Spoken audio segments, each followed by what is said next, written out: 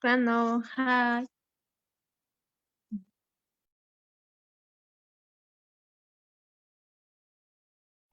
Brandon. Grano, selamat Grano.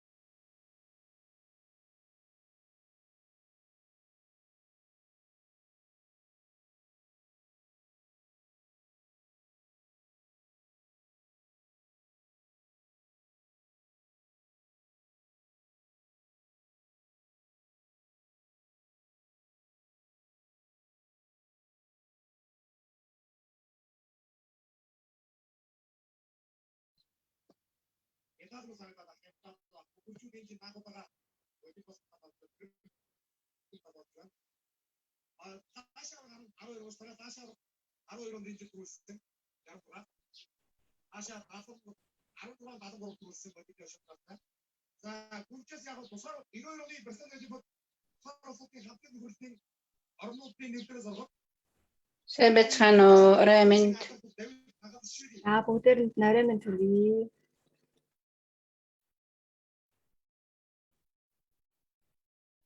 За амралтын өдрийн мэнд бүгдээрээ сайн байцгаана уу? Raymond. Сайн байна уу? Raymond. За бидний 2 дахь хичээл болох хамгийн чухал Нөрөн. хэрхэн төлөвлөж өчөх вэ гэдэг сэдвийн хүрээнд өнөөдрийн хичээл явуулах нэ.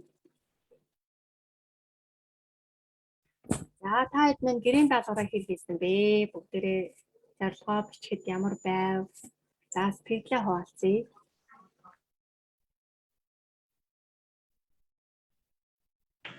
Гоё юм биш. За өөрийнхөө зорилгоос хуваалцах юм байна уу? Бичээд хийвэн. Сэтгэлээ манайхаа хуваалцаарай.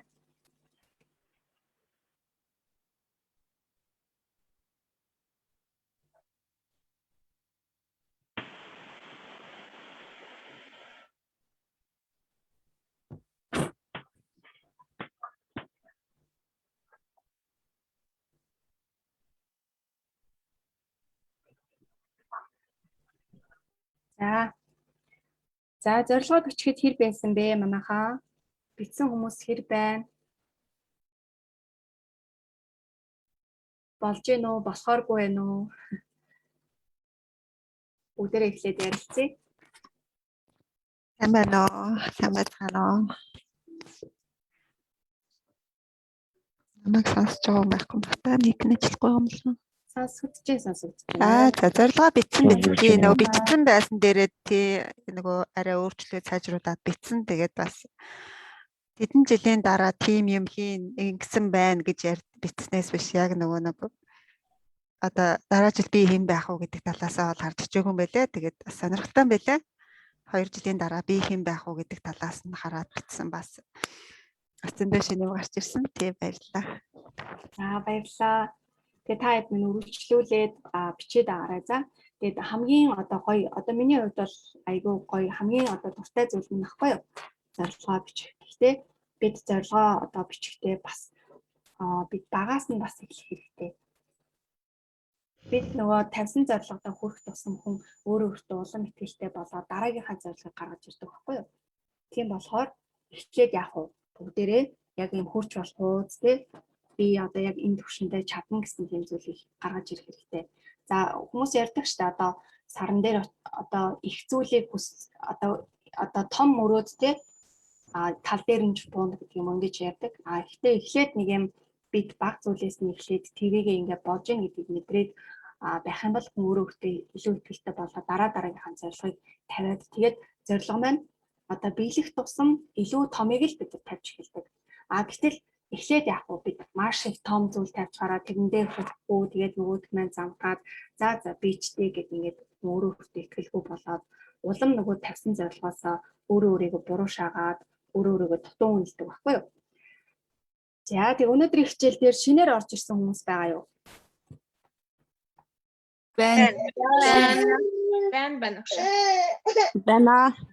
За тэгэхээр шинээр орж ирж байгаа хүмүүстэй багш нь өөрийгөө танилцуулъя. Тэгээд та хэд маань өмнөх хичээлийг бас нөхөд үзээрэй. Яагаад тэгэхээр эдгээр хичээлүүд маань нэг үгээс урган гарч байгаа харилцан хамааралтай байгаа учраас өмнөх хичээлийг та хэд маань цаг заваараа нөхөж үзээрэй. За тэгээд багш нь өөрийгөө та хэдтэй танилцуулж байна. Намайг Эрдэнэ Цэцэг гэдэг. Би түүхний хөгжлийн сургагч багш. За одоо лайф коуч буюу амьдралын сурчлуулагчийн чиглэлээр суралцж байгаа. Тэгээ яагаад энэ чиглэлээр суралцах болсон бэ гэхээр яг одоо 15 жилийн өмнө надад нэг яг одоо миний мэргэжлийг хийж байгаа юм коуч хүн гэдэг хэрэгтэй байсан. Тэгээд тийм болохоор би яг өөрийнхөө амьдралд өөрчлөлтийг, шинжилэлтийг хүсэж байгаа ийм хүмүүстэй туслая гэдэг үүднээс өөрийн мэддэг чаддаг бүхний хуваалцъя гэдэг үүднээс энэ чиглэлийг бол сонгож авсан байгаа. Тэгэхээр бидний нэг юм нүдэнд харагдаж гарт баригдахгүй нэг хамгийн том эрхтэн бол юу вэ? За юу гэж бодож байна? Цаг хугацаа. Сэтгэл маш зөв. Сэтгэл ахгүй бид нар өөрсдөө. Тэгэхээр бид энэ нэг сэтгэл гэдэг эрхтнээс судлаад энэ дотор миний дотор яг юу болоод байгаа юм бол гэдэг зүйлээ маш сайн судалж өөрийгөө өнгөх хэрэгтэй байдаг. Тэгжээж бид яг илүү утга учиртай. Одоо юу гэдгийг бүхий л одоо амьдрал болж байгаа, болохгүй байгаа бүхий л зүйл биднээс ихтэй шүү дээ. Тэгэхээр энэ сэтгэл дотор минь юу болоод байна? Би яг юу хүсэж байгаа гэдэг зүйлээ бид нэр олох хэрэгтэй. Тэгээд бид нар тодорхой хэмжээгээр бүх хүнд нэг юм асуудал байдаг, бүх хүнд нэг юм сэтгэлийн шарах гэдэг зүйл байдаг шүү дээ. Тэгэхээр бид ичид зовлохгүйгээр энэ сэтгэл зүйч, коуч гэдэг зүйл хүмүүст одоо мэрэгжлийн хүмүүст бол хандах ёстой. Тэгэхээр магадгүй одоо миний одоо мэдих чадах зүйлээ та бүхэндээ үнэхээр туслахад бэлэн байна. За миний одоо чадал хүрэхгүй зүйл ах юм бол мэддэг чаддаг хүмүүстэй тайдаг бас холбоод өгөх боломж байгаа гэсэн. За тэгээ бид нар юу гэдгийг одоо өмсөж зүүх, идэж уух те ийм идэл хэрэглэлтэй одоо маш их хүн зарцуулдаг хэрнээ яг өөрийнхөө энэ хувь хүний хөгжил энэ сэтгэл зүг ойлгоход та ер нь хэдэн төгрөгийг зарцуулж байгаа гэдэгт бас өөрөөсөө та асууад үзээрэй. За тэгээд хувь хүний хөгжил болон амьдралын түвшин хоёр яг энэ тэнцүү түвшин гэдэг гэдэг энэ үгийг би сонсч байсан байхгүй юу анх хэдэн жилийн өмнө. Тэгээд миний одоо зүрхэнд маш гүн туссан. Өөрөөр хэлэх юм бол хувь хүний хөгжил болоод амьдралын чанар хоёр чинь адилхан.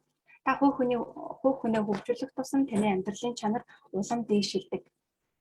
За одоо тэгэхээр хүн багт нэг юм асуудал байгаа шүү дээ. За тэгэхээр тэр асуудлаа бүгдээр нэг тоогоор хэмжижээ. За магадгүй надад нэг тулгарч байгаа асуудлаа би 5 гэж үнэлчихье. За та яг өөртөө тулгарч байгаа асуудлаа дор бүрнээ таад мань бодоод үзээрэй. Өөртөө яг одоо тулгарч байгаа асуудлаа 1-10 оноогоор үнэлэх гэвэл та хэдэн оноогоор үнэлэх вэ? За магадгүй би одоо яг өөртөө байгаа асуудлыг 5 оноогоор үнэлчихье. За нөгөө талдаа би өөрийнхөө хувь хүний хөгжлийг бас нэг тоогоор үнэлэх нь. За миний хувь хүний хөгжлийн түвшин за 3. За тэгэхээр одоо аль нь илүү том харагдаж байна та? Асуудал 5, хувь хүний хөгжил 3. Асуудал нь харагдаж байна тий. За тэгэхээр нэгэн түүсэн асуудал бол тэр асуудал чигээрээ л байна. Харин бид яах юм? Өөрсдийгөө 3 дугаар шатнаас одоо 6 дугаар шат 7 дугаар шат руу бүгдээрээ хүрчихээ л та. Тэгэхээр одоо аль нь та нарт том харагдаж байна? Бид өөрсдөө том харагдаад бэрхшээл нь жижиг болоод байна шүү дээ. Тэр хүн болгоно нэг бэрхшээлийг зарим нь томоор хүлээж аваад зарим нь жижигээр хүлээж авдаг нь ерөөсөө бидний хувь хүний хөгжлийн төвшөнтэй холбоотой. Тэгэхээр бид нөхцөл байдлыг биш өөрөө өөрсдийгөө одоо өөрчлөхөд яах нь цаг хугацаа тэр бүх зүйлээ зарцуулах нь байна. Тэгээ та хэд маань өөрөө өөрсдөө одоо энэ дотор сэтгэл дотроо болоод байгаа тэр зүйл рүү жоохон ч ихсэн цаг хугацаагаа зарцуулах хэрэгтэй гэж үзэж байна. За тэгээ хувь хүний хөгжлийн одоо эзэмших ёстой номер 1 ур чадвар бол өөрөө цаг төлөвлөлт гэдэг. Тэгэхээр энэ цаг төлөвлөлт гэдэг байгаа зүйлийн учрыг нь олцоход бид нар одоо бүх юм нэг эмх зэгцтэй болоод амьдрал илүү утга учиртай болоод бид амьсгалах биш жинхэнэ мөн чанараараа амьдарч эхэлдэг байхгүй юу? Тийм учраас би цаг бүхэнд бидний одоо хамгийн эзэмших ёстой номер 1 ур чадвар бол цаг төлөвлөлт. Тэгээ энэ хичээлийг бас групп дээр одоо зарын тавьж байхад аюул олон хүн сонирхсан байсан нь бас бидэнд яг ийм хэрэгцээ байгаа гэдгийг бид өөрсдөө ухамсарлчихсан байна гэсэн. За тэгээ бүгдээрээ хичээл рүүгээ хамтдаа орцгоё. За тэгэхээр өнгөрсөн хичээлээ би нэг бацгаад хэлчихье. Шинэ хүмүүс манд байгаа учраас за хичээлүүд маань групп дээр минь хадгалагдаад явна. Гэхдээ та бүхэн дор бүрнээ л үзэх хэрэгтэй. За хадгалчихсан чинь дараа үзье гэхээр яах вэ? Хоошлоод тэгээ хоошлсон ажлууд минь хоолой дээр минь тулаад тэгээд тэрний стресс болоод ингээд яваад улаан гэрэл хасдаг. Тэгэхээр бид нар ерөнхийдөө юм нэг хоошлуулсан гэдэг зүйлээ бас ялж хэрэгтэй. За тэгэхээр бидний хичээлүүд бол ерөнхийдөө 4Х зарчим гэдэг дээр үндэслэгдэж явагдаж байгаа. За 4Х зарчим гэж юу юм бэ гэхээр одоо миний өөрийн уншиж судалж исэн амьдралдаа хэрэгжүүлж исэн тэр бүх зүйлийг нэгдэл болгож ирээд за ерөнхийдөө цаг төлөвлөлт гэдгийг бол энэ 4 одоо зүйл дээр төвлөрчөд цаг төлөвлөн гэдэг бол нэг тийм асуудал биш юм байна. Хүн болгон энийг амьдралдаа хэрэгжүүлээд хийгээд явах боломжтой юм байна. Хамгийн гол нь эндээс сэтгэл ханамж, үр дүн гэдэг зүйл харагддсан байна гэдгийг би өөрөө мэдэрсэн учраас бас та хэдтэй санал болгоод байгаа юм. За тэгэхээр энэ зарчим нь юу юм бэ гэхээр бид хамгийн чухал олох, хамгийн чухал зүйлээ төлөвлөж бичих, хамгийн чухал зүйлээ үүдэл болгох, хамгийн чухал зүйл дээрээ төвлөрөх гэсэн энэ 4 хүчин зүйлийг л бид яах нь хийх хэрэгтэй юм байна. Эдгээр зүйлүүдийг бид нар өөрийнхөө өдөр тутмын амьдралдаа оруулж ирэхгүй бол юу болох вэ гэхээр гинтийн, яаралтай гэсэн зүйлүүдтэй цаг хугацаагаа зарцуулаад л дуусчихдаг. Тэгэл дотроо нэг л их хүсэл мөрөөдөлтэй хүн болж үрдэг. Одоо надад нэг юм гоё санаа байсан. Уул нь би тэрийг хийх байсан. За тэгж жагаад нэг турхаас та тэгж жагаад нэг англи хэлээ сурыг даач гэдэг юм уу. Тэгж жагаад нэг мэрэгжлийнхаа зэргийг ахиулээд даач гэдэг юм уу. Бид ингээд яг чухал зүйлсээ хойшлуулад өдөр тутамдаа бид яаралтай болон гинтийн ажилдаа дарагцаараад цаг хугацаа өнгөрөөд идэв юм байна.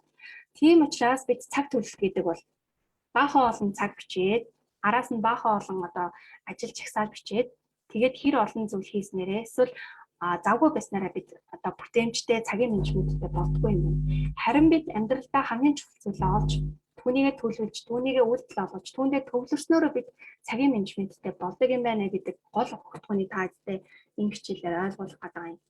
За тэгээ өмнөх хичээл дээр бид хамгийн чухал олох буюу одоо кинон дэр нэг юм арт эрдэнэс хайгаал явдаг шүү дээ, тий. Тэр зүйл бол бидний амьдралын хувьд ерөөсөө л туйлын зорилго асын хараа гэдэг зүйл юм байна. Тэгэхээр энэ нэгдүгээр хичээлийг үзэж амжаагүй та хэд маань хөөд заавал үзээрэй. Тэгэхээр бидний хамгийн чухал зүйлүүд ерөөсөө энэ амьдралын зорилго, энэ амьдралынхаа утга учир тэдгээр зүйлүүдийг бий болгох. Тэр зүйлээ олоогүй байж цаг төлөвлөлт хийн гэж ерөөсөө байхгүй. Магадгүй асын хараага олоогүй, энэ амьдралынхаа зорилгыг олоогүй тохиолдолд цаг төлөвлөлт хийн гэдэг бол одоо нүдэ боогоод өдрөөр алхахтай адилхан байхгүй юу? Тэр өдрийн цагаар нүдэ боогоод явах юм бол ямар байдаг лээ? Тэгэхээр амьдралынхаа утга учир асын хараа зорилгоо олоогүй цаг төлөвлөлт хийн гэж байхгүй байх нэ. Тэр ингээд хүүхэд нэг юм үлгээтэй хүүхэд шууд ингээд гүүгээл хөлд ороод явчихдаггүй шүү дээ, тий. Үүнтэй адилхан цаг төлөвлөлт хийхээ өмнө бидэрт хийх ёстой алхам үе шат дараалал гэдэг зүйл байдаг. За тэгээ хамгийн чухал зүйл буюу зорилгоо тодорхойлж байгаа бол та хэд минь өөрийгөө танин мэдхээс эхэлнэ гэж хэлжсэн тийм ээ. Одоо юу гэдгийг бүгд ингээд заримдаа хүн өөрийнхөө юу хүсэж байгааг мэдэхгүй хүмүүс ч гэсэн байдаг шүү дээ. Надад ч гэсэн тийм үе тохиолдож байсан. Тийм үед яг гэхээр өөрийгөө танин мэдэх гэдэг зүйлийг өөрийнхөө танин мэдэх эрэл хаагуулд орох нь байна. За тэгээд би өмнөх хичээлээр яаж би өөрийгөө таних юм бэ те би юу хүсэж байгааг мэдэхгүй байна гэсэн хүмүүс бас асуулт асууж байсан учраас багш нь энэ одоо хичээлээрээ өөрийгөө танин мэдэх тань асын хараагаа тодорхойлохтой тус болох асуултуудыг бэлдсэн байна. Тэгэхээр одоо яг үзэг цаасаа бэлдээд асуултуудаа бичиж аваад тэгээд ганцаараа сайхан төвлөрч сууж байгаа тэр асуултан дээр хариулж өгч шүү. За ойлгомжтой юу? Ойлгомжтой. За тэгвэл бүгдээ асуултандаа хариулъя. За хамгийн нэгдүгээр асуулт. Миний давуу талууд юу вэ? За таны давуу тал юу гэж болох вэ? За бүгдээрээ бичээд хариулахдаа өнөөрөө ч юм уу, эсвэл маргааш ч юм уу, тий. Гэхдээ энийг хойшлуулж болохгүй. Миний даруул та өөрөө өөртөө тэмцэх хэрэгтэй. За миний давуу талууд юу юм? За таны хүмүүс бас юу гэж ямар давуу талтай гэж хэлдэг вэ гэдэг талаараас бичин гэсэн. Ямано.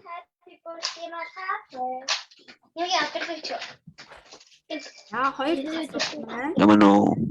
Ямбано. Микаре. За миний хийх дуртай зүйл юу вэ? Та юу хийхээр нэг тийм аз жаргалтай тий таны нүдэн гэрэлтэл бүр нөгөө цаг хугацааг одоо умартаад хийдэг вэ? Нэг мэдсэн чи 3 цаг хийсэн байж гэх юм уу тий? Тэгээ юу хийхээр та аз жаргалтай байдаг вэ? Дуртай байдаг вэ? Юу хийхээр бүр цаг хугацааг умартдаг вэ? Тэр зүйлээ бичээрэй. За миний амьдралд үлэмж эерэг нөлөө үзүүлсэн нэг хүнийг нэрлэх гэвэл хэнийг нэрлэх вэ?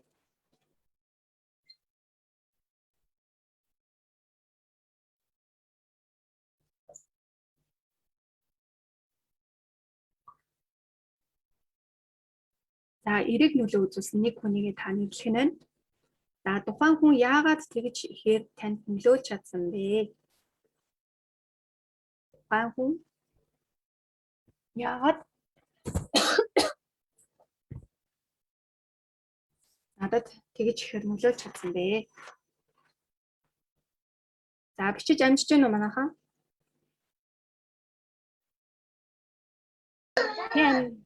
Арай амждгүй. За багш нь тэгвэл жоох удаа явъя. Миний амьдралын хамгийн аз жаргалтай мөч юу байсан бэ? Миний амьдралын хамгийн аз жаргалтай мөч юу байсан бэ? Дөрөвдүгээр асуултаа огшооныг харуулж. За тухайн хүн яагаад надад тэгж ихээр нөлөөж чадсан бэ?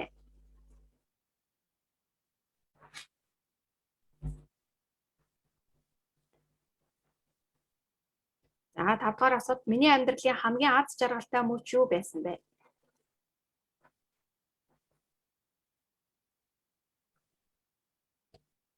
Хэрвээ надад хязгааргүй их нөөц бололцоо цаг хугацаа байсан бол би юу хийж бүтээх байсан бэ?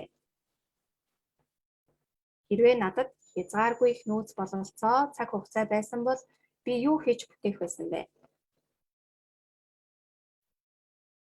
За магадгүй таны дансанд таны хүссэн бүх мөнгө байсан бол та үлдсэн цаг хугацаагаа юунд зарцуулах байсан бэ?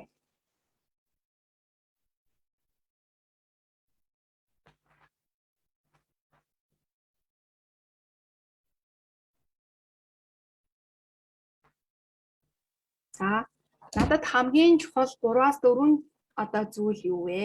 Надад хамгийн чухал таны хувьд чухал гэж бодож байгаа 3-аас 4 чухал зүйлээ бичээрэй.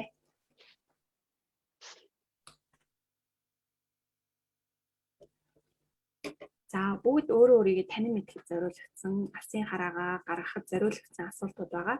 Та эдгээр төвлөрч байгаад асуултандаа хариулж чирээ. За ажил хэргийн хувьд би яг ямар үйл хэргийг хамгийн чухал тооцдог вэ? Таны ажил хэргийн хувьд та ямар үйл хэргийг хамгийн чухал тооцдог вэ?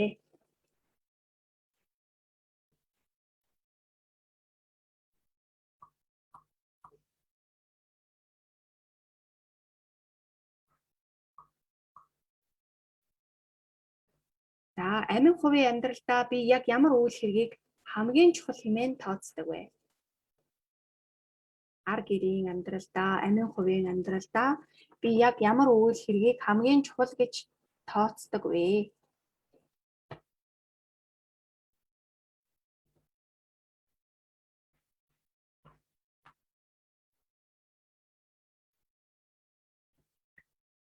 За бусдад хэрэгтэй миний хамгийн сайн хийж чадах зүйл юу вэ? Миний хамгийн сайн хийж чаддаг тэгсэн хэрнээ бусдын амьдралд нөлөөлж чаддаг магадгүй хэрэгтэй тэр зүйл одоо таны бодлоор юу вэ? Хүн болгонд өөрийн гэсэн чаддаг зүйл байгаа тийм ээ. Багш нь өчтөр хэлсэн хүн болгон өөрийн гэсэн байгалийн нэгдэл потенциалтай тэрийг нээж илрүүлэх нь хамгийн чухал байдаг. За бусад хүмүүс мэддэггүй миний нуугдмал авьяас юу вэ? Бусад хүмүүс мэддэггүй миний нуугдмал авьяас юу вэ?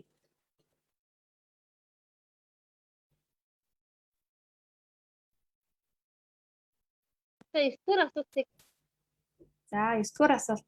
Амин хувийн амьдралдаа би яг ямар үйл хэргийг хамгийн чухал хэмээн тооцдог вэ?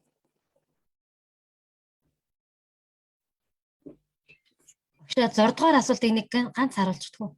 За хэрвээ надад хязгааргүй их нөөц бололцоо цаг хугацаа байсан бол би юу хийж хүсэх байсан бэ?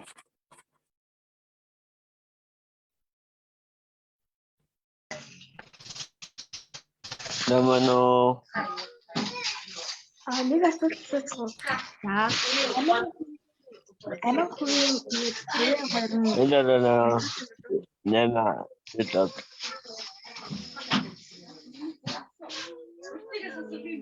амин хувийн гэдэг нь таны хувийн амьдралдаа гэсэн үг шүү. Та өөрийнхөө хувийн амьдралдаа буюу гэр бүл те өөртөө ямар үйл хэргийг хамгийн чухал хэмээн тооцдог вэ гэсэн. За өмнөх нь бол ажил байсан те. Ажил, амин хувь. За бусдад хэрэгтэй миний чадах хамгийн зүйл юу вэ? За 12. Эдийгээр өмнө нь толгойд ордог байсан авч тэр бүр нь ажил хэрэг болгож чаддаггүй миний хийхийг хүсдэг зүйлс. За энэ бол хүн болгонд байдаг шүү дээ тий. Толгойдоо бодчихсон. Тэгсэн хэрнээ яг ажил хэрэг болгодоггүй. Тэгсэн хэрнээ нэг хийхийг хүсдэг.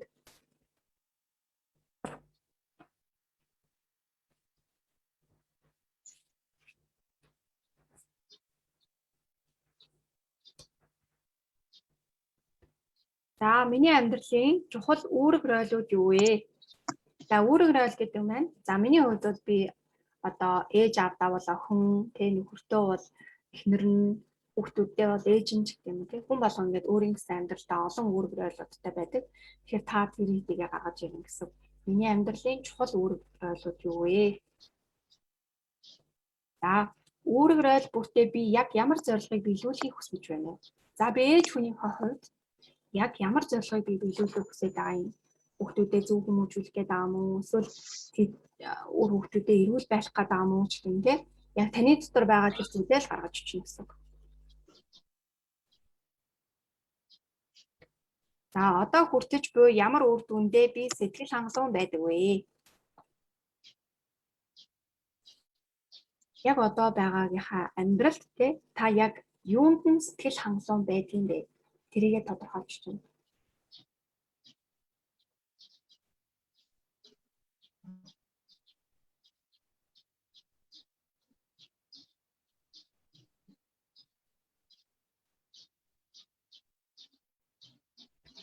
За, эсвэргээрээ яг одоо хүртэж байгаа ямар үр дүндээ би сэтгэл хангалуун бус байдгийг бэ? 15 дахь асуултын яг эсрэг асуултыг бүгдээрээ бичнэ. Яг ямар одоо байдлаа үр дүндээ би сэтгэл хангалуун бус байдаг вэ? За, хамгийн сүүлийн асуулт. Би хэн болохыг бас ямар зүйлд хувь нэмрээ оруулахыг хүсдэг вэ? Та өөрийгөө ямар одоо хүн болгож бүтээхийг хүсдэг юм? Та хэн болоосаа гэж өөрийгөө хүсдэг юм? Тэр зүйлээ бичнэ. За, эдгээр 17 асуултад та хэд маань өөрийгөө төвлөрч байгаад, өөрийгөө өөр зүйлүүдээс тусгаарж байгаад, сайн бодоод бичих юм шүү. Хамгийн гол нь бичнэ. Бичнэ гэхээр яадаг вэ гэхээр бид энэ дотор байгаа зүйл чинь гарч ирдэг. Тэгээд тэр бичсэн зүйлээ бид нар хүндлэнгийн нүдээр уншин штэ. Яг өөр хүний одоо танд нэг өөр хүн яг энэ зүйлийн хариултыг өгсөн байна гэж та бодоод үзээрэй. Тэгээд тэр зүйлээ та уншина. Хүн гэдэг амьтны амьтдаас ялгарах гол зүйл нь юу юм бэ гэхээр бид ухамсарлаж чаддаг. Өөрийгөө өөр өнцгөөс нь харж чаддаг баггүй юу? Тийм болохоор асуултуудаа бид бичээд тэгэхээр эдгээр асуултууд бол таны алсын харааг тодорхойлоход нэлээд одоо чухал хувь нэмэр оруулна гэдэгт бол шинэ итгэж байна. Тэгээ заавал хариулж чирээ. Багшаа 4 асуултыг л харчих. За 4 дахь асуулт. Тухайн хүн яагаад надад тэгж ихээр нөлөөлж чадсан бэ? За өөр харж бичиж амжаагүй асуулт байна уу? 12 дахь асуултаа түр асуулж. За 6 багшаа. За хэрвээ надад хязгааргүй их нөөц бололцоо, цаг хугацаа байсан бол би юу хийж өгөх байсан бэ? Багшаа 5 дахь юм. За миний амьдралын хамгийн аз жаргалтай мөч юу байсан бэ?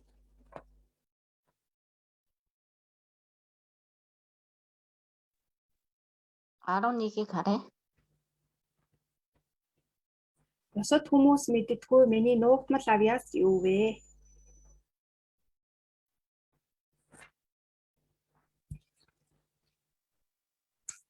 За 12-ыг харсан тий. За хэдийгээр өмнө нь толгойд ордог байсан авч тэр бүр нь ажил хэрэг болгож чаддаггүй. Миний хийх хүсдэг зүйлс нь юу вэ? За эдгээр асуултуудаа бүгдээрээ хариулаад бичээрэй. За 14. Үүрэг ойлголттой би ямар зорилгыг биелүүлэхийг хүсэж байна вэ?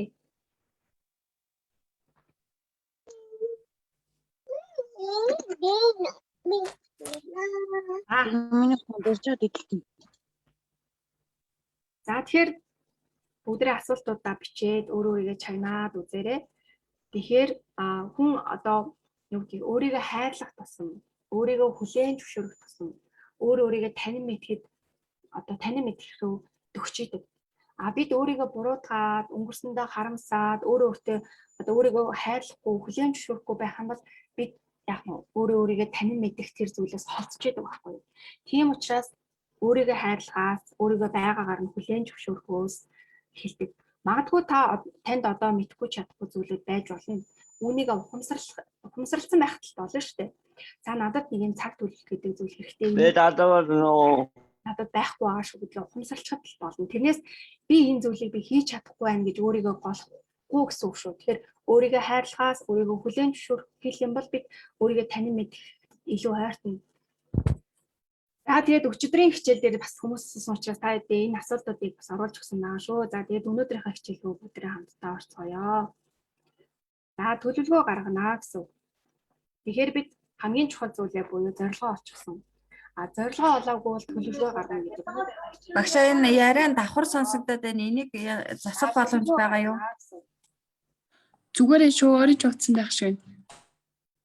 За. Одоо зүгээр байна уу? Зүгээр байна багшаа яг ч байна. Зүгээр. За тэгэхээр бид хамгийн чухлаа олохгүйгээр төлөвлөгөө гаргаж одоо болохгүй. Яагаад гэвэл за урд нь би төлөвлөгөө гаргахдаа яаж гаргадаг байсан бэ гэхээр тухайн сарда хийх миний одоо 20 ажил байна.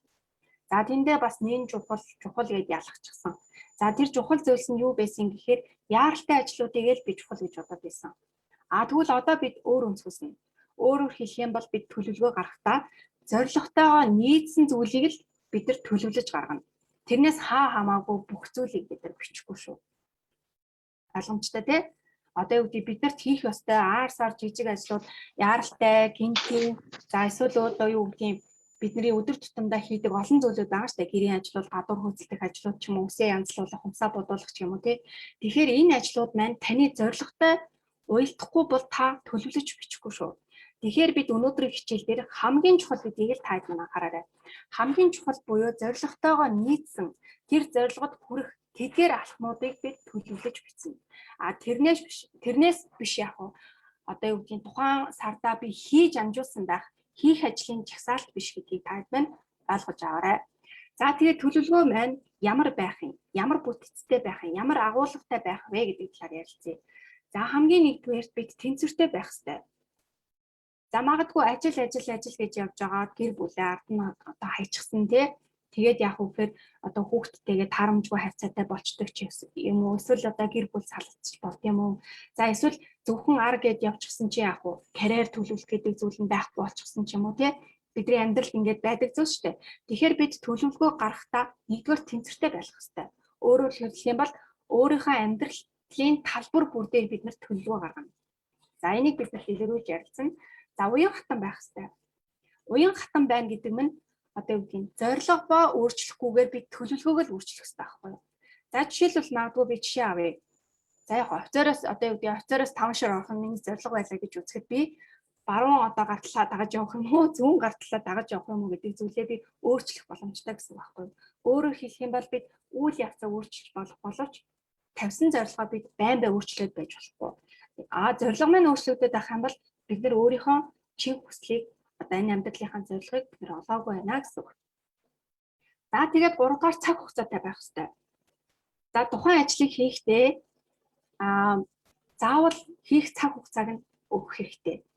За жишээлбэл нэг ийм 5 хоногт те 5 хоногт хийгээд дуусчих ажлыг та 14 хоног гэж тавьчлаа. За би энэ ажлыг ерөөсөө 14 хоног хугацаанд хийчихье гэж тавьчих юм бол яг уу тэр ажил 14 хоног сунжирдаг. За тэгвэл 5 хоногт хийх ажлыг магадгүй 3 хоног гэж тавьчих юм бол 3 хоногтой хийгээд дуусах боломжтой. Тэгэхээр аливаа ажил өгөгдсөн цаг хугацаанд агшиж сундаг гэдэг хууль байдаг. Тийм болохоор бид яах нь аливаа ажлын одоо тэр цаг хугацааг нь төлөвлөх юм байна шүү дээ. За энэ зүйлийг би хийхэд хэр хугацаа тавих вэ гэдэг зүйлээ бодиттой тодорхойлох юм байна. Тэгээд аль болох тийм урт хугацаа тавихгүйгээр нэг бол бас нэг юм хэд хугацаа тавихгүйгээр бодиттой цаг хугацааг нь төлөвлөгөө гаргахтаа бид хийнэ. За үүний дараагаар эрсдлийг тооцно. Бүх зүйл төлөвлөгөөний дагуу байдаг зүйл гэж бас байхгүй шүү дээ. Амьдрал төлөвлөгөөний дагуу болохгүй зүйлсүүд ч гарч ирж болно. Гэхдээ яг уу бид яг уу тухайн төлөвлөгөө биелэхгүй тохиолдолд бид дараагийн ямар арга хэмжээ авах вэ? Ямар эрсдлүүд надад үүсч болох вэ гэдэг зүйлийг бид нэр тооцоолох хэрэгтэй. За магадгүй ингээд хүүхэд одоо гаргаад гэртээ суухад дараад нь ямар асуудлууд болдог вэ гэдгийг бид төлөвлөх хэрэгтэй. Бид нэр одоо юу гэдэг хүүхэдтэй болоод гэртээ сууна гэдгийг мэдж байгаа. Гэртээ суухаар яах нь би ажиллаа хийж чадахгүй болно. Ажиллаа хийж чадахгүй юм чинь би одоо мөнгө санхүүгийн хувьд бол тиймхэн байх юм байна. Тэгвэл би энийг яаж зохицуулж болох вэ гэдэг юм те. Тэгэхээр ингээд нэг зарим нэг зүйлүүд эрсдлүүд бид нар тодорхой харагддаг штеп. Тэгэхээр бид мэдсээр байж яах вэ? Тэр зүйл бэлтгэлгүй байж идэг. Би үгийн гэртээ хүүхдээ хараад суuna гэдгээ мэдж байгаа. Ажил хийхгүй гэдгээ мэдж байгаа. Тэгвэл би санхүүгийн асуудлаа яаж шийдэх вэ гэдэг тэр эрсдлийн яг нь төлөвлөгөөтэй бас бид байх хэрэгтэй. Тэгэхээр бид нарт одоо юу гэдэг төлөвлөгөө гаргахтаа тухайн надад ямар одоо эрсдэл үүсч болох вэ гэдэг зүйлийг гаргана гэсэн. За бид нар юу гэдэг за би эрх зүйч мэргэжлээ 4 жил төгсөжсэн. Сурсан. За тэгээд сургуулаа төгснө гэдгийг би мэдчихсэн. 4 жил сурна гэдэг нь тодорхой. Гэтэл яг уу би яг сургуулаа одоо сурч байх явцдаа би яаж онцдон авах уу, яаж одоо гайгүй шиг дипломтой төгсөх үү гэдэг дээр л анхаарлаа хандуулж ирснээс биш. Би төгсөх нь үнэн. Төгссөний дараа би ямар ажил хийх вэ гэдэг тэр төлөвлөгөөгөө би гаргаагүй байхгүй. Тэрийгээ би судлаагүй. Тэгэхээр яг нь араасаа одоо нөгөө асуудлууд гарч эхлэх юм шүү дээ. Тийм учраас бид төлөвлөгөө гаргахдаа за энэ зүйлийн дараа надад юу болдог вэ гэдэг тийм эртлийг бид бас тооцож явах хэрэгтэй. За үүний дараагаар би үнэлэлт өгнөл гэдэг зүйлийг зайлшгүй их хэрэгтэй. За 7 хоногийнхаа үнэлэлт өгнөлтэй. За би энэ 7 хоног юу амжуулав? Ямар чухал зүйлсүүдэд би амжуулсан? За ямар зүйлүүдэд би амжуулж чадаагүй вэ? Яагаад би энэ зүйлийг хийж чадаагүй вэ гэдэг үнэлэлт өгнөлтэй өөрөөр хэлбэл өөрийнхөө нөгөө өнгөрсөн төлөвлөгөөгөө заавал эргэж харж ин гэсэн. Зөвхөн биччихээд харахгүй тэгээ орхиод байна гэсэн үг биш шүү дээ. Бид нэг өнгөрсөн амьдралаа үнэлдэг шүү дээ. За би нэг тийм зүйлд тэгээд одоо хийцэн байсан болч гэдэг юм уу те. Үүнтэй адилхан өөрийнхөө төлөвлөгөөг анализ хийгээд за би ямар зүйлээ хийсэн байна, ямар зүйлээ яагаад хийж чадаагүй вэ гэдэг зүйлээ үнэлт өгнөлт өгнө гэсэн. Тэгэхээр та хэд мэн төлөвлөгөөн дээр эдгээр зүйлүүдийг давхар гаргаж авч байгаарэ. За тэгэхээр амьдралаа бид нар тэнцвэртэй байлгахын тулд яах ёстой вэ гэхээр амьдралын талбар бүгдээрээ за манайхан микнийхаа дууг хаачаарай.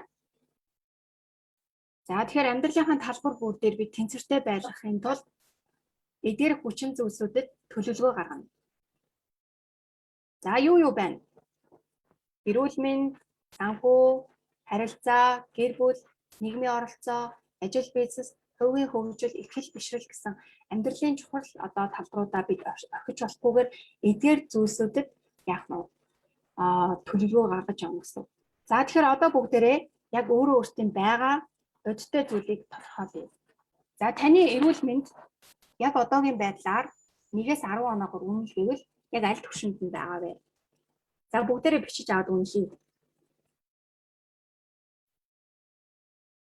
Санхүү таны хувьд одоогоос тэгээ 1-10 оноогоор үнэл гэвэл одоо таны хувьд яг ямар байна? За магадгүй 1, 2, 3 дугаар түвшин бол нэлийн одоо анхаарах ёстой. Улаан гэрэл насчихсан байна гэсэн үг тийм. За 8, 9 оноо за 9, 10 дугаар 10 оноо авч авал таны одоо юу гэдгийг санхүү нэлийн боломжийн байна гэсэн. Тэгэхээр бид энэ зүйлийг хийснээрээ яг өөрсдийнхөө амьдралын одоо байгаа түвшнийг бид нар тодорхойлдог. Тэгэхээр одоо байгаа түвшнээ бид нар хаана байгаагаа мэдчихэж хаашаа явахаа чиглүүлнэ шүү дээ, тийм ээ. Тэгэхээр тэрнтэй тус нэмэр болно гэж бодож байна багш. Тэгэхээр яг одоо та хэд өөрийнхөө энэ талбар бүр дээр яг одоо би миний нөхцөл байдал хэр байгаа бэ гэдэг дээр өдөр дүгнэлт хийх гэсэн. Тэгэхээр хүн болгоны өөр өөр шүү дээ, тийм. Хүн болгон адилгүй.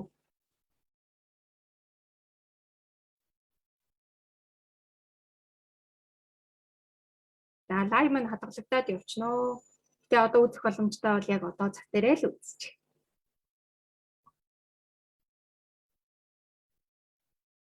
За зарим нэг асуултуудад та хэд маань бичиж амжаагүй бол хичээлээ дараад нь өгч үзэж аваад авчаарай. За тэгэхээр одоо бид өөрсдийнхөө амьдралын талбарыг яг бодит нөхцөл байдал маань хэр байгаа вэ гэдгийг олж тодорхойлно гэсэн үг. За одоо хуваалцах хүн байна уу? За миний энэ талбарууд нэг иймэрхүү байгаа юм байна. Энэ талбарууд нэг ийм байгаа юм байна гэсэн хуваалцах хүн байвал сонсъё.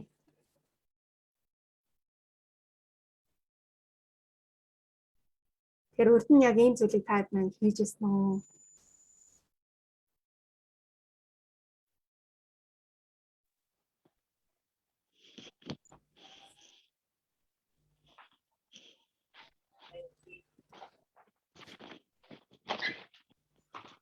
Байна. Байна. За амралтын өдрийн орой мэнд хэрэгээ. Орой мэнд. За миний хувьд ер нь энэ барилга хөдөлгөө хаасан дээр сайн дуулгаж ажилладаг.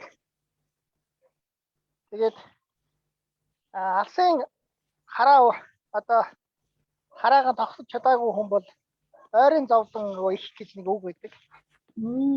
Яг зөв Чингис хаан. Тийм учраас алсын зорилгоо тогтоож чадахгүй бол хүн ойрын зовлон хүнд маш их байдаг. Тийм учраас өнөөдрийн хичээлийг бас зохион байгуулж байгаа багшд их баярлалаа. За та эцтэй ч гэсэн баярлалаа. Миний хувьд ер нь мөрөөдөл зорилгоо томоор харчих юм бол түүндээ хүрэх алхмуудаа жижиг одоо хэсэгт хувааж төлөвлөдөг. Тэгээд 7 хоног болгон одоо ажлаа тэмдэглэж төлөвлөж тэгээд тэр одоо төлөвлөгөөнийхэн дагуу ажилдаг. Ер нь төлөвлөдөг хүн ер нь бол тийм стресс багтай. Одоо уур бухимдал багтай, нерв багтай. Энэ бүх юм тодорхой байх юм бол өөрт болон бусдад амар байд юм байна лээ гэдгийг мэдэрсэ. За баяр хүргэе, баярлалаа. Тэр бүгдээрээ л яг ийм болох зорилготой. Тэр бүх зүйл яг төлөвлөлтөөс эхэлж байгаа зү тий. Төлөвлөлтийг ингэ нэг хийгээд хэвшчих юм бол ерөөсөө дадал туршил болгочих юм бол ер нь хүнд өөрт нэг амар байд юм лээ. За баярлалаа танд. За баярлалаа. За тэгэхээр та хэд минь амьдралынхаа талбар бүр дээр одоо байгаа түвшнээ тодорхойлсон баг. За тэгэхээр багшны эндээс юу хэлэх гээд байгаа вэ гэхээр за магадгүй таны эрүүл мэнд одоогийн түвшинд нэг сайн байж болно. За тэгсэн чинь санхүү дээр айгүй хүндрэлтэй байж болно. За тэгсэн чинь яах нь вэ? За одоо санхүү одоо хэцүү байгаа юм байна. Би санхүү дээрээ төвлөрийгээд эрүүл мэндээ хайчиж болохгүй. Яагаад тэгэхээр хорвоо дэлхий дээр байгаа бүх зүйл хөдөлгөөнд оршиж идэг. Тэгэхээр сайжруулалт хийхгүй бол тэр зүйл дордж гинэ л гэсэн. Тэгэхээр бид яах нь вэ? Энэ одоо зүйлийг бүгснөөрөө за миний санхүү дээрээ би жоохон төвлөрөх ёстой юм байна гэдгээ таад маань ойлгочих. Гэхдээ бусад одоо талбаруудаа тэр чигт нь орхиж болохгүй гэсэн. Бид амьдралаа тэнцвэртэй авч явах гэдэг учраас бүгднгийн яах нь зэрэг төлөвлөлт хийгээд явна гэсэн. Тэгэхээр аль асуудалтай байгаа тал дээрээ жоохон анхаарлаа хандуулад явах нь болж байгаа зүйл дээрээ баг зэргийн төлөвлөлтийг хийн. Гэхдээ бүр одоо тэр чигт нь хайж орхидуулж болохгүй гэсэн үг байна. Тэгэхээр бид нар амьдралаа тэнцвэртэй авч явахын тулд эдгээр 4 талбарууд дээрээ одоо эдгээр 8 талбар дээрээ талбар бүгдээрээ өөрийнх нь төлөвлөгөө гаргана гэсэн. За тэгэхээр 2021 онд та эрүүл мэнд дээрээ юу төлөвлөх юм? Санхүү дээрээ юу төлөвлөх юм? Харилцаа, нийгмийн одоо оролцоо, гэр бүл, ажил, бизнес, хувийн хөгжил, ихтгэл бишрэл гэдэг зүйл 8 талбар дээрээ яах нь бүгдэн дээр нь та 2021 оныхоо зорилгыг бичих нэ. Энээс бидний төлөвлөгөө эхэлнэ шүү. За тэгээ зорилгоо бичихтэй тоон биш шүү. Айгүй олон зүйлийг бичихгүй шүү манайхаа. Тэгэхээр л худлаа явуулчихна. Хамгийн чухал тэгээ эрүүл мэндийн хувьд энэ жил одоо таны хувьд хамгийн чухал гэж үзэж байгаа та 1-2 тэгэхээр талбар бүр дээр та дунджаар 1-2 зүйлийг л төлөвлөж бичнэ. Тэрнээс одоо 10-20 зүйлийг би төлөвлөж цэцнээрээ би ингээд айгүй зоригтой байгаа юм байна. Надад хийх ёстой зүйл их байгаа юм байна гэж юусоо бид бодохгүй шүү. Олон болоод ирэхээр л замхаад ирнэ. Тийм учраас хамгийн чухал гэж бодож байгаа тэр зүйлээ. Магадгүй эрүүл мэндийн хувьд та одоо жилдээ нэг удаа бүтэн биеийн шинжилгээнд орох нь айгүй чухал те. Энийгээ бичих. За санхүүгийн хувьд яах юм та хэдэн одоо төрний орлоготой байхыг хүсэж байгаа юм тэрийгэ бичих юм. Гэр бүлийн хувьд та юу хүсэж байгаа юм. Тэгэхээр бүгдээрээ талбар бүр дээрээ 2021 оныхоо зорилгыг бичих шүү. За гэрийн даалгавар тайлбар бичээрэй. Тэгэхээр гэрийн даалгавраа хэн илүү сайн хийн тэр хүн энэ хичээлийг бүрэн ойлгож авнаа. Тэгэхээр 2021 онд бид энэ талбар бүр дээрээ зорилгоо бичих нэ. Зорилгоо бичихтэй олон биш та тоонд биш чанарт хамгийн чухал би юу хийсэн байвал болох гэдэг гэдэг зүйлээр бичээрэй. За тэгээд өчтөрийн хичээлээр бид үзсэн тийм ээ. Миний амьдралын зорилго буюу асын хараагаа бид тодорхойлох ёстой. Тэгжээд бидний төлөвлөлт одоо үр дүнтэй явна. Тэгэхээр 10 жилийн төлөвлөгөөгөө 5 жилийн, 3 жилийн, за ойрын 1 жилийн буюу за ойрынхоо 1 жилийн төлөвлөгөө гаргахтаа саяны хэдэн талбар дээрээ бид нар бичнэ. Саяны 8 талбар дээрээ бид нар бичихтэй яг 1-2 гол гэсэн зүйлүүдийг л бичнэ. За ингээд энэ 21 оныхоо зорилгодоо хүрэхийн тулд бид сарын төлөвлөгөө гаргана. Сарын төлөвлөгөөндөө хүрэхийн тулд 7 хоногийн төлөвлөгөө гаргана. Харин өдрийн төлөвлөгөөг бид нар гаргахгүй. За ихэнх төлөвлөлтөн дээр яадаг гэхээр өдрөөр бид нар яадаг. Юмаа төлөвлөөрөө өдрөөр гэдэг тий. За өдрөөр төлөвлөх нь бид нар ямар одоо буруу зүйл хүргэдэг вэ гэхээр бид өдрөөр төлөвлөхдөө яаралтай ажилдаа дарагддаг, гинтийн ажилдаа дарагддаг. Тэгээд энэ чухал гэсэн зүйлүүдийг хийж чаддаггүй. Тэгэхээр бид өдрөөр төлөвлөх байх юм шүү манайхаа 7 хоногоор төлөвлөж сурах нэ. Тэгэхээр 7 хоногоор төлөвлөхөөр бүх зүйл нүдэнд одоо ил харагддаг. Эдгээрийг байрж авахд одоо амар. За 7 хоногийн төлөвлөгөө маань сарын төлөвлөгөөтэй нийцэж гин үү? Сарын төлөвлөгөө жилийн төлөвлөгөөтэй маань уялдаж гин үү? Жилийн төлөвлөгөө маань 3 жилийн төлөвлөгөөтэй уялдаж гин үү гэд эдгээр маань нэгдэн нийлж нэг юм тойрогт орох хэрэгтэй. Тэрнээс энэ 7 хоногт нэг өөр юм бичээд те энэ сардаа нэг өөр зорилготой, энэ жилдээ нэг өөр зорилготой ингээд нэг юм савцсан байж болохгүй шүү. За тэгээд одоо за багш нь миний хувьд бол би яг ийм саяны 8 талбараа базаад нэг юм 5 талбарт болгочтой. Одоо та бүхэндээ илүү тасгал яаж хийх вэ гэдэг зүйлийг хуваацсан явуул илүү ойлгомжтой байх гэж бодож байна. За 2021 оны жилийн төлөвлөгөө гэдэг нэг ийм зүйл гаргачих хэрэгтэй. За энэ бидний амьдралын талбарууд харагдаж байна. За би бол яг энэ дөрвөн талбар дээр л гаргацдаг. Ажил, бизнес, санхүү, гэр бүл, найз нөхөд, эрүүл мэнд, дасгал хөдөлгөөн, хүний хөгжил.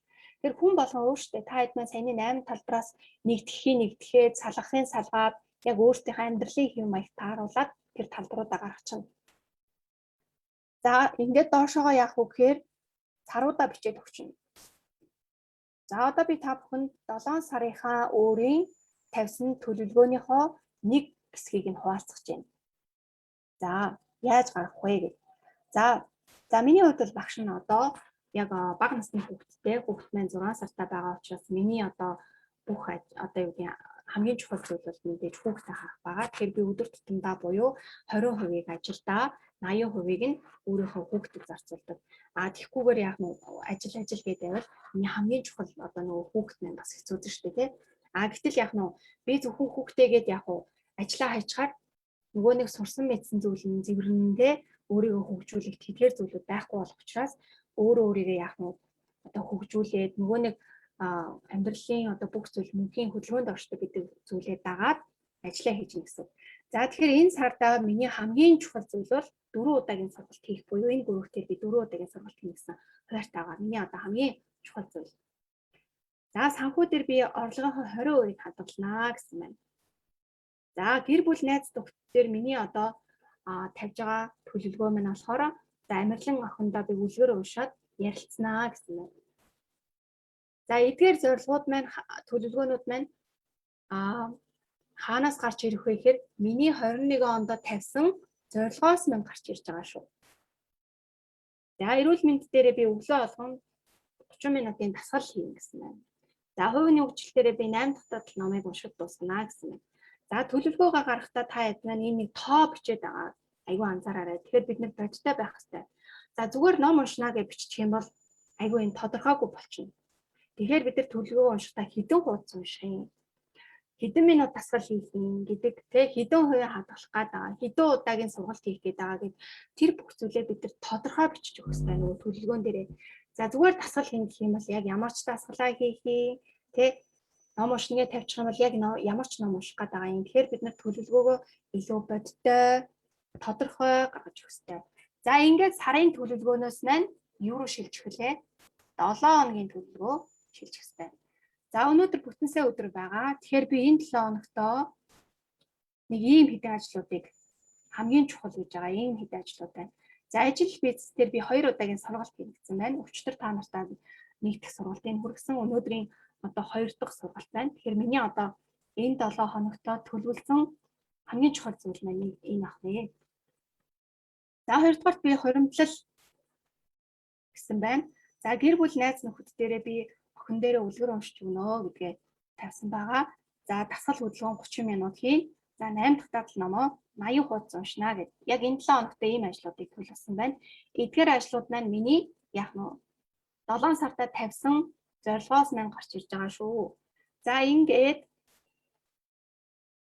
энэ нэг дэх ажлыг би хизээ хийх юм гэхээр хагас бүтэн сая өдрийн 19-с 20 цагийн хооронд хийнэ гэд яг нь тодорхой хэд өдөр хэдэн цагаас хийх вэ гэдгийг тодорхой бичиж өгнө.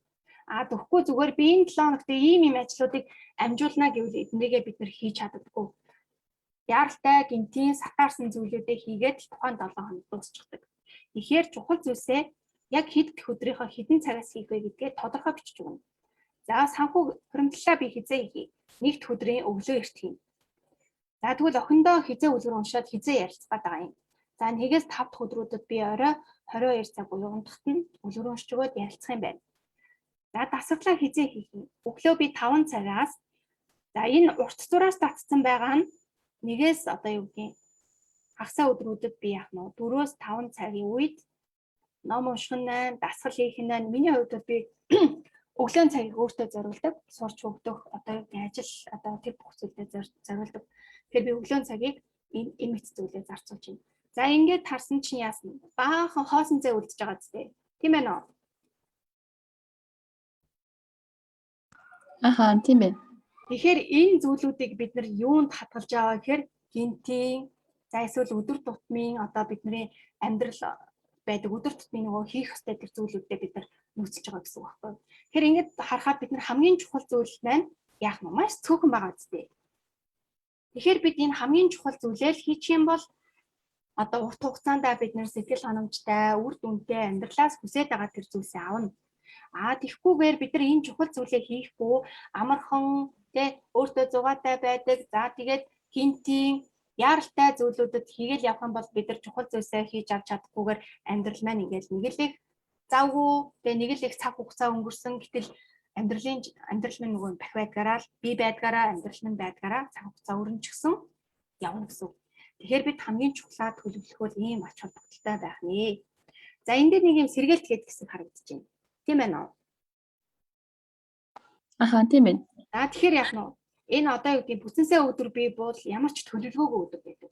Өөрөөр хэлэх юм бол би ажиллаж бодохгүй, ингээд одоо юу ч бодохгүйгээр зүгээр би нэг хийхийг хүсдэг зүйлээ хийгээ тэ кино үзмээр аваад кино үзээд ч юм уу ерөөсөө ямар ч юм төлөвлөгөөгүй өдөр бас байх хэрэгтэй. Дан ингээл өөрийгөө ингээл нэг юм компьютер шиг те өнөөдөрсдөө миний хамгийн чухал зүйл ингээд байхгүй нэг өдөр ч гэсэн нэг юм тархиа амраагаад нэг өдөр ч гэсэн өөрийгөө зөндөн орхиод те өөрийгөө эрхлүүлээд нэг урам зориг өгдөг, сэтэл өгдөг ийм өдөр бас болох хэрэгтэй шүү. За магадгүй одоо юу гэдгийг гэр бүлдээ гаргах цаг одоо бям гаргийг ч юм уу гэр бүлдээ гаргах цаг ч гэдэг юм уу те өөртөө ярилцах цаг ч гэдэг юм уу. Тэгэхээр би яг одоо юу гэдгийг бүтэнсээ өдрийг л яг ийм бүтэн төлөвлөгөөгүй тухайн өдөртөө яг нэг онцын олон зүйл төлөвлөөд авахгүй зүгээр нэг урсгалаараа байх тийм цагийг бас гаргадаг. Тэгэхээр энэ зүйлийг бас бид нар гаргаж өөртөө бас амралт өгч хэрэгтэй. За ингээд бид 7 хоногтой яах нь нэг л удаа төлөвлөлтийг хийн. Тэрнээс өдөр болго ингээд бичээл те. Тэгэл өдөр болгон бичиж чадахгүй байхдаа энэ чинь ста миний хийж чаддаг зүйл биш байна. Би ста амьдралдаа задал болгож чадахгүй байна гэж байх шаардлагагүй. Бид нэг л өдөр те бүтэн сайн юм уу хагасаа дараа 7 хоногийнхоо төлөвлөгөөг яах нь нэг өдөр сууж байгаа л бүгднийг бичээд тэр зүйлээ харин хэд өдрийнхөө хэдэн цагаас хийх вэ гэдэг зүйлийг бид тоочны гаргаад ирэх хэрэгтэй. Тэгэл яг тухайн үедээ тэрийгэ хийгээд үлдсэн цаг хугацаанд нь бид нар яах юм? Гинтийн эсвэл өөртөө нөгөө кайф уудаг аз жаргалтай киногоо үзмээр байгаа бол киногоо үзээд тэ эсвэл нөгөө өдөр тутамдаа хийдэг бид нар гинтийн ажлууд байна шүү дээ. За тэгээ энэ доор нь бусад ажил гэдэг зүйл байна. Тэгэхээр энэ бусад ажил гэдэг зүйлээр яг тухайн өдөртөө хийх одоо мартчихгүй тэ нэг өөртөө сануулгах зүйлүүдийг бид нар оруулчихна гэсэн. За жишээлбэл одоо жишээ нь би 2 дахь банк орох гэдэг нэг ажил байна тэ. Тэгээ их цэвэрлэгээ угаалга гэдэг нэг ажил байна. Тэгэхээр яг их цэвэрлэгээ угаалга гэдэг бол энэ чухал зүйл биш. Гэхдээ бидний амьдралын хувьд одоо хийх ёстой л нэг зүйл шүү дээ. Гэрээ ажил те энэ бүх зүйлүүдийг бид нар хийх ёстой. Тэгэхээр энэ ажлуудыг бид нар яах вэ? Бусад ажлуудыг бид хийж болно. Гэхдээ эхний ээлжинд аль болох бид нар чухал зүйлсээ л тэмдэглэжүүл зүгээр. За тэгээд 7 хоногийн ажлын төлөвлөгөө гаргахдаа та төлөвлөлтийн дэвтэр сонгохдоо бүтэн 7 хоног нь нэг нүүрэн дээр харагдах тийм дэвтэр сонгуул илүү зөв шүү. Яг тэгэхээр бид нар таймтайгоор тэр зүйлээ харж чаддаг. За тэгээд 7 хоногийнхаа төлөвлөгөө бид тэр сарынхаа төлөвлөгөөтэй уялдаж гин үү? Тэр сар маань жилийн төлөвлөгөөтэйгээ уялдаж гин үү? Жил маань одоо яг хөө миний алсын хараатай уялдаж гин үү? Өнөөдрийн миний хийж байгаа зүйл ирээдүйн тэр нэг хүсэж байгаа эрдэнэ цэцэг гэдэг хүний амьдралдаа нөлөөлж байгаа зүйл тэр зүйлийг би хийж л байвал цагийн менежменттэй хүн байна гэсэн. За тэрнээс биш утга учиргүй олон зүйл хийснээрээ утга учиргүй баахан цаг бичээд тэрний ард олон зүйлийг чагсаад бичснээрээ бид цагийн менежменттэй болохгүй. Тэгэхээр нэг юм өөрийнхөө амьдрал чухал гэдэг зүйлийг бид нар олцохороо илүү цагийн менежменттэй болох нэ. За ойлгогдож байна уу? Асуух зүйл юу байна? Ойлгож байна уу? Янзтай. За баярлалаа. Тэгэхээр та хэд миний нэг амьдралдаа хэрэгжүүлээрэй. Тэгэхээр яг энэ хүснэгтийг ингээд гаргачихсан байгаа. Яг гэтээ ерөнхийдөө бол илүү гараар одоо төлөвлөгөөг бичих нь илүү зөв байдаг. Зарим нь яг компьютер дээр бичдэг утасны аппликейшн гэж олон ингээд зүйлүүд байна л да. Гэхдээ илүү ингээд гараараа бичих тусам бид одоо далд ухамсартаа түүнийгээ тархитлагоондоо түүнийгээ бий хийх хэрэгтэй байх шүү гэдэг зүйлээ сануулж өгдөг байхгүй юу? Тэгээ бид хамгийн чухал зүйлээ өөрийн болгочихсон байхад яг өөр бусад зүйлсүүдэд бид бэлэн байх хэрэгтэй байна шүү дээ. За сав ингээд өөрөө үнтэй гэх тээ. Эхлээд бид нар чухал зүйлээ хийн. За дараа 7 хоногт бид нар яах вэ? Яг энэ зүйлдээ яаж бид нар үйлдэл болох вэ гэдэг анхааруулах зүйлүүдийг дээрэс нь яг энэ зүйлдээ яаж төвлөрч сурах вэ гэдэг зүйлүүдийг дараагийн амралтын өдөр одоо үзнэ. Тийм учраас та хэд маань энэ төлөвлөлтийн аргууд хэрэгтэй гэж үзэж байгаа. Дараагийн одоо 7 сарын 31, 8 сарын 1 өдрүүдийн 19 цагаас хичээлдээ ороод ирээрэй. За энэ зүйлдээ өнөөдөр хичээлтэй холбоотойгоор асууд тодруулах зүйл та хэд маань юу байна? За багш нь бас нэг зүйлийг хэлчихье. Бид яг өдрийнхөө одоо өдрийнхөө яг 60%-ийг бид нар төлөвлөх боломжтой. Үлдсэн 40%-аа бид гинтийн болон яаралтай ажлуудаа ингэж нэг юм цаг заавал гаргах хэрэгтэй шүү. За над өнөөдөр яаралтай ажил гарч ирнэ гэдэг байдлаар биш те. Юу ч амьдрал тохиолдож болно. Тийм болохоор яах вэ? Тийм нөөц цагийг гаргаад тэгэхээр ингээд эндээс харангууд бидэрт маш их цаг цаана гарч байгаа зү тий. Тэгэхээр энэ бол яг багшийнх нь яг өөрийнх нь одоо байгаа амьдралынхаа хэм маяг гаргасан төлөвлөгөө. Гэхдээ бид нэр одоо юу гэдэг тухайн өдрөө төлөвлөхдөө тухайн 7 хоногоо төлөвлөхдөө яг амьдралынхаа талбар бүгдээр дунджаар 2-3 цагтыг л төвшүүлж тавина шүү. Тэрнээс олон байх хэрэггүй. Өөрөөр хэлбэл ажил бизнестэй би энэ 7 хоногт 2 удаагийн сургалт хийн. За тэгээд энэ сургалтандаа өглөөний цагаар би нэг цаг бэлдэн гэсэн л тийм хоёр зүйлийг л би тавьчихсан байгаа. Тэгэхээр ингээд олон зүйл гэдэг имийг юусоо тархитлагаас аваа хийчих хэрэгтэй. Би олон зүйл хийснээрээ бүтээмжтэй байдаггүй юм байна. Би харин хамгийн гол чухал зүйлийг хийснээрээ л би бүтээмжтэй аз жаргалтай сэтгэл ханамжтай байдаг юм байна. Энэ хэрээр миний амьдрал дээшлэх юм байна гэдгийг л ойлгочих хэрэгтэй. За тэгээд та хэд маань хичээлтэй холбогдсон сэтгэлээ хуваалцаад асууд тодруулах зүйл байвал асуугаад өнөөдрийнхөө хичээлийг өндөрлөё. Баярлалаа багшаа. Маш гоё ойлгомжтой хичээлээлээ. Баярлалаа. Баярлалаа. Баярлалаа багшаа. Ойлгомжтой сайхан хичээл байлаа. Өнөөдөр чөтгөрийн хичээлийг тагуулж асал нөхөж үзээд сайн орж ирсэн. Ер нь бол тутмын 7 хоногийн сарын жилийн гээд одоо ингээд төлөвлөгөөгөөрөө бид нар ингээд хийгээд яваад бидний ажил ямар ч стрессгүй хамгийн гол нь хийх ажлаа хамгийн чухал нь гэж байгаа шүү дээ. Тийм ээ дөрөв хээ байгаа шүү дээ. Тэрний дөрөв хээ дотроо би хамгийн их ачаалттай ажлыг хамгийн одоо нөгөө өнөр бүтээмжтэй цаг нь хэдэн цаг өгдгийг тодорхойлоод тэр цагтаа л одоо байх нь гол болов гэж боддیں۔ Яг зөв. Тэгээ баярлалаа. Өнөөдрийн хичээлд их сайхан байлаа. Тэгээд өөрөө өрөө хэлчихье. Юу чаддаг түүгээрээ бусдад тусал. За баярлалаа. За Баярлалаа. сайхан өнгөрүүлээрээ амжилт хүсье. Шинэ 7 хоногоо сайхан ухтаарай. Баярлалаа. Баярлалаа багшаа. Баярлалаа баяртай. Баяртай. За нэг асуух юм байна. Баярлаа. За цаасаа. За Өмнөх өдрийн сургалтыг нөхөж үзэх боломж байгаа мó тий? боломжтой байгаа. Группээр хадгалагдсан байгаа. Тэгэхээр та хэд нөхөд үзээрэй. Тэр багшаа дуун гарахгүй ах шиг байсан ш. Тэрийг яах юм бол? За би тэрийг тодруулж лалаж асууж өгье за. Харин тий ахиж давтаж үзмээр байгаа байхгүй. Эхний 30 минутанда ямар нэг юуч байхгүй байгаа. 30 минутаас хойш хичээл минь явагдаж байгаа шүү. За 30 минутанда нөгөө хүмүүсээ орж ирэх хийж байгаа цаг хугацаа шүү. За баярлалаа. Дараагийн сургалт нь болохоор дараагийн 7 хоногийн 8 гарахтай юм уу тий? Хагас бүтэнцээ өдрийн 19 цагаас байгаа. За баярлалаа. За баярлалаа. Сургалтын үргэлжлэлөө. Тэгээ энэ сургалтын үргэлжилт одоо миний та бүхэндээ хэлээд байгаа 4Х гэдэг зарчим байна.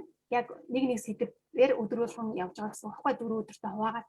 Тэгээ эдгээр хичээлүүд маань бүгдээрээ нийлж нэг цөм болж байгаа учраас та хэд маань 1-р хичээлийг 2-р хичээлийг 3-р хичээлийг 4-р хичээлийг тасралтгүй үзчихэж ойлгоно. Нэг гол том ойлголттой болно гэсэн үг. Тэгэхээр эх 7 хоногийн хагас бүтэн сайн дээ тий. Одоо Тий. дараагийн Дараагийн хичээл 7 сарын 31-ийн 8 сарын 1-ийн гэсэн 2 өдөр байгаа. Тэгээ та 1-р хичээлийг үзэж амжаагүй бол нөхөд үзчихээрэй гэсэн үг. Баярлалаа. Баярлалаа агш амжилт.